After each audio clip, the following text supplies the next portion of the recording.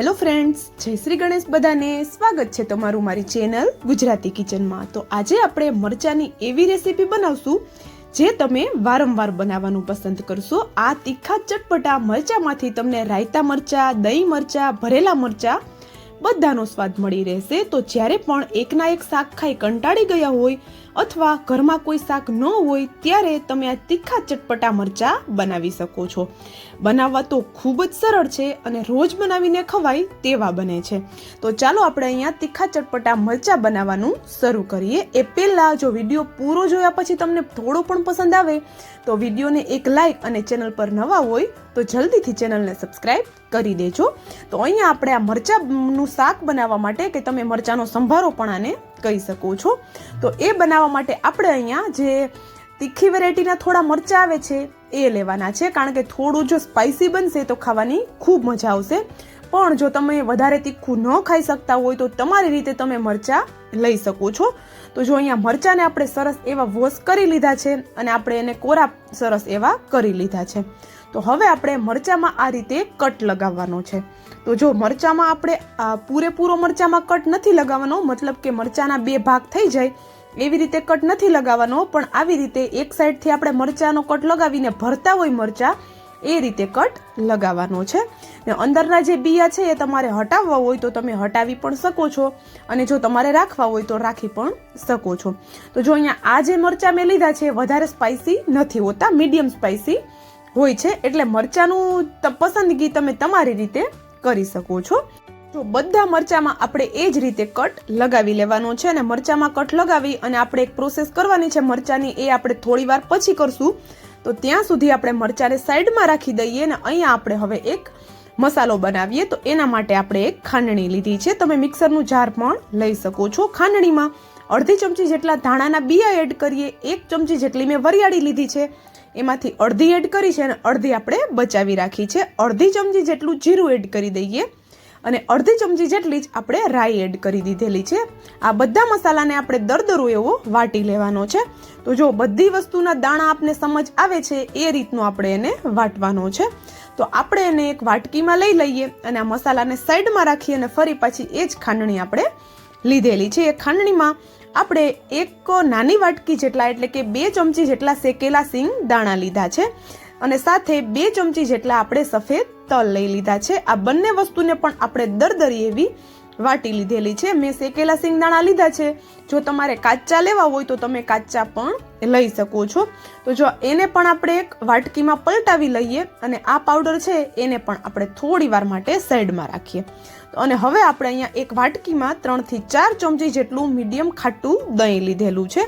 દહીંમાં આપણે સ્વાદ પ્રમાણે મીઠું એડ કરીએ, અડધી ચમચીથી ઓછું કાશ્મીરી લાલ મરચું પાવડર એડ કરીએ અને આપણે અહીંયા 1 ચપટી જેટલી હિંગ એડ કરી દઈએ.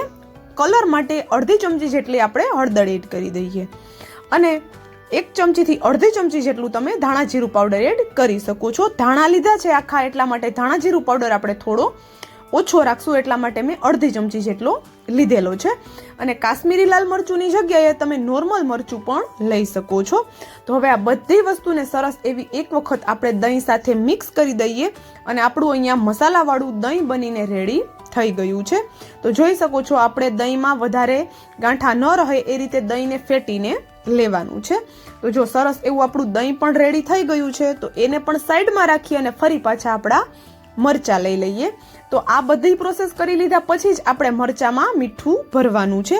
તો અત્યારે આ મરચામાં જે આપણે કટ લગાવ્યો છે એમાં નોર્મલ આપણા ઘરમાં જે મીઠું હોય છે એ મીઠું આપણે ભરવાના છીએ. તો મીઠું આપણે વધારે નથી ભરવાનું, પણ 1 ચપટી જેટલું મીઠું લઈ અને આ રીતે મરચાની અંદર આપણે ભરી દેવાનું છે. તો જો આ પ્રોસેસ કરવાથી એક તો મરચાં છે એની તીખાશ ઓછી થશે અને સાથે જ આપણે જે રેસીપી બનાવશું એમાં મરચાં આપણે આખા જ રાખવાના છે. તો મરચાં ખાતી વખતે ફીકા પણ નહીં લાગે. અને આ પ્રોસેસ આપણે આ બધા મસાલા છે એ વાટી લીધા પછી જ આપણે જ્યારે રેસીપી બનાવવાની શરૂઆત કરીએ ત્યારે જ ભરવાનું છે, નહીતર મીઠાનું જે પાણી છે એ થશે અને આપણે જ્યારે મરચાંને તેલમાં નાખશું ત્યારે એમાંથી ખૂબ જ છાંટા ઉઠશે. એટલા માટે આપણે આ પ્રોસેસ પાછળથી કરવાની છે. તો ચાલો બધા મરચાંમાં આપણે મીઠું ભરાઈ ગયું છે. તો હવે આપણે અહીંયા એક પેન લીધું છે, પેનમાં આપણે 1 ચમચા જેટલું તેલ લઈ લીધું છે, અને તેલ સરસ એવું ગરમ થઈ જાય એટલે આપણા મરચાં છે મીઠું ભરેલા એ આપણે એની અંદર એડ કરી દેવાના છે.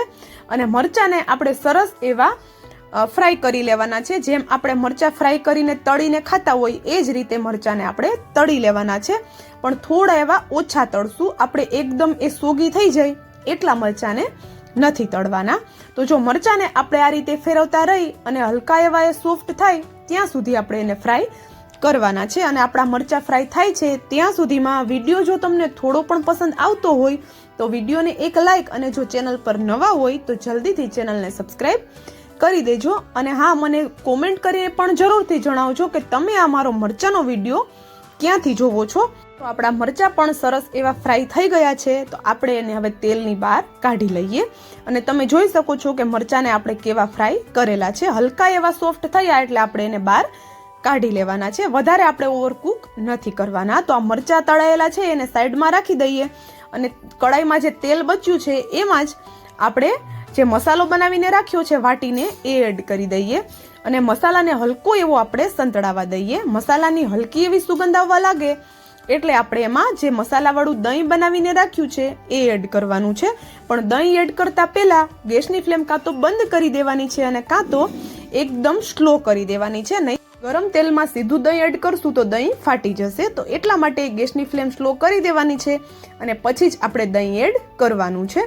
દહીં એડ કરી દીધા પછી આપણે એને સતત 1 થી 2 મિનિટ જેવું મિક્સ કરતા રહેવાનું છે કે જ્યાં સુધી તે એકદમ સરસ એવું ઉકળી ન જાય. તો આ વાતનું આપણે ખાસ ધ્યાન રાખવાનું છે.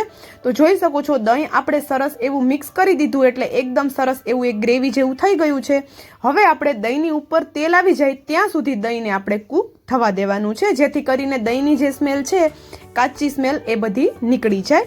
તો જો અહીંયા દહીંની ઉપર સરસ એવું ઓઇલ આવી ગયું છે, તો આપણું દહીં છે એ પ્રોપર સરસ એવું કૂક થઈ ગયું છે. તો હવે આપણે એમાં જે ફ્રાય કરેલા મરચાં છે એ એડ કરી દઈએ.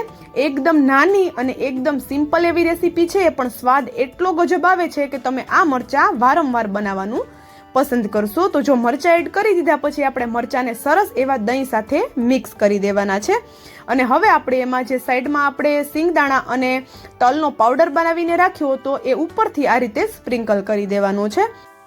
આપણે અહીંયા શેકેલા સિંગદાણાનો પાવડર લીધો છે એટલા માટે આપણે એને પાછળથી એડ કરીએ છીએ. જો તમે કાચા સિંગદાણા લેતા હોય તો દહીંની સાથે જ તમારે એને એડ કરી દેવાના છે, જેથી કરીને દહીં સાથે સિંગદાણા પણ સરસ એવા કૂક થઈ જાય. અને સાઈડમાં જે અડધી ચમચી જેટલી વરિયાળી બચાવેલી હતી એ પણ અત્યારે આપણે એડ કરી દેવાની છે. સિંગદાણા જેવા એડ કરશું એવા મરચાં છે આપણા સરસ એવા ડ્રાય થઈ જશે.